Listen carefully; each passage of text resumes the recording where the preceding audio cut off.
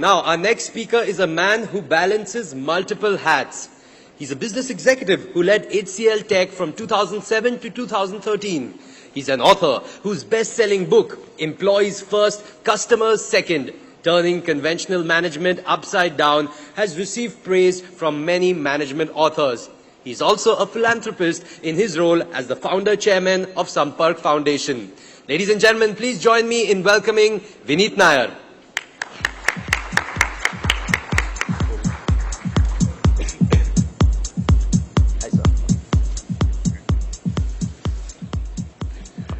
Good evening. I'd like to start with the story of an ant. There were two ants sitting and they were talking about their vision of life. And the first ant said that my vision of life is to be a very rich ant. I want to be actually the richest ant in the world, and I want to try very hard to be that ant. The second ant said, actually, I don't want to be rich. I want to be very fast. I want to be the fastest ant in the world. And therefore, I'm going to work very hard to be a very fast ant. And in walked the third ant, listening to this conversation, and they said, hey, do you have a vision for yourself? And the ant turned to them and said, yes, my vision is not to be an ant anymore. I don't want to be a fat ant. I don't want to be a rich ant. I don't want to be a fast ant. I want to be a butterfly. The day the ant thinks about not being an ant, but being a butterfly, is the day an entrepreneur is born. Most organizations are full of ants. They're running from one place to another, not knowing what to do. But entrepreneurs are not ants. They're butterflies. But it is the unfortunate truth that some butterflies fly and some butterflies never take off. So what makes some butterflies successful? What makes some ants really fly and become these beautiful butterflies? I don't know the answer, but I can tell you from my own experience. I started ComNet in 1993. It took us 10 years to become $100 million, the next 5 to become $1 billion, and the next 3 to become $2 billion. We started Sampark Foundation. It took us 7 years to get to 1 million children, and the next 3 to get to 7 million children, and the next 2, I'm sure, will get to 20 million children. So whenever you look at success as an entrepreneur, what comes to my mind are 3 recipes for success you should think about. First is take chances. You must understand that we hear a lot about problems in life. In 1993, the money was not there. We were borrowing at 36% interest rate. License issues were there. National Stock Exchange was setting up. We bid for National Stock Exchange. They wanted to buy from a company which had experience. We had no experience. And yet we won the contract to set up the world's first, or the India's first exchange, floorless exchange. And the trick to that is to take chances. In life, it is all about taking chances and getting excited about imperfections. When a diamond cutter looks at polished diamond, he should feel bored. When he looks at rough diamond, he should feel excited. When a potter looks at rough clay, the potter should feel excited. So if you are an entrepreneur and you have decided not to be an ant anymore, then whenever there is a problem in life, you should feel excited because you are the only one who can pass over the bridge. Nobody else can.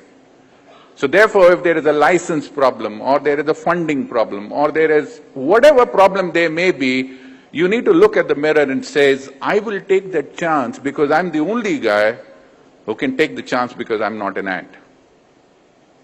The second is think impossible.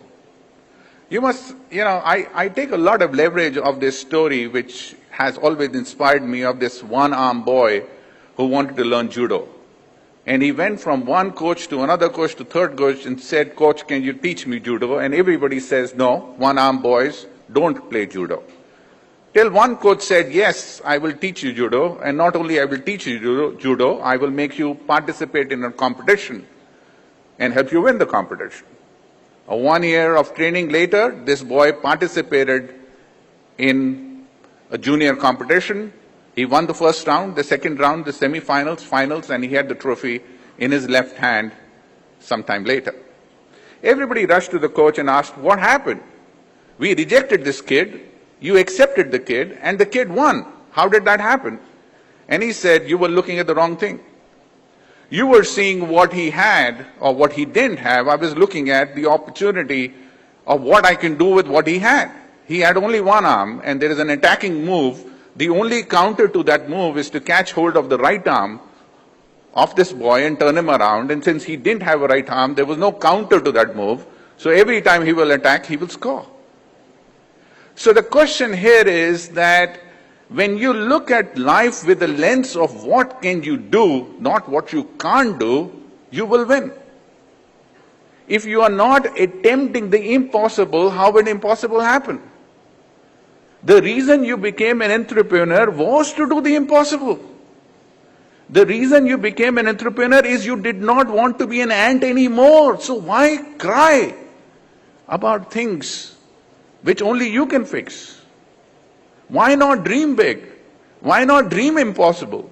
Why not get excited by opportunities of attempting the impossible? Even if you die attempting the impossible, the world will notice only those people who are at least attempting the impossible, if not achieving the impossible. And if you don't attempt the impossible, impossible will not happen. No government is going to hold your hands. Nobody is interested in you. They are interested in their own thing. They have too many problems. But you are not an ant. You are a butterfly and you can fly. So take chances and believe in the magic of impossible. And the last and the most important, you can't do it alone. You must understand, in the Industrial Revolution, when manufacturing industry was born, it was all about processes. Processes were put together and the manager was born. The role of a manager was to try and put people together and get 10 out of 1. That means get more output for every unit of input.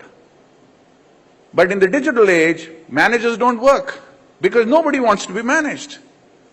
Your employees don't want to be managed. Your sons and daughters don't want to be managed. Even your wives and husbands don't want to be managed. The word managing is a bad word. Inspire. Inspire your teams to do the impossible. Inspire your teams to climb Mount Everest every day. If you don't inspire your teams, how will you achieve the impossible? So if you truly want to be a butterfly, your team has to be a butterfly, your company has to be a butterfly, and how will they be a butterfly unless you inspire them to be?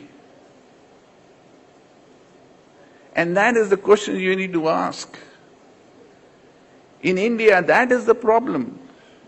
We discuss the problems. We don't discuss opportunities. We don't discuss people attempting the impossible. We discuss the ants. We don't discuss the butterflies. We don't discuss the ants wanting to be butterflies. There is no fun in being a rich ant, a fat ant, and a fast ant. There is a lot of fun in being a butterfly, a failed butterfly or a successful butterfly, but butterfly it is. Congratulations, my butterflies. Fly away. Thank you.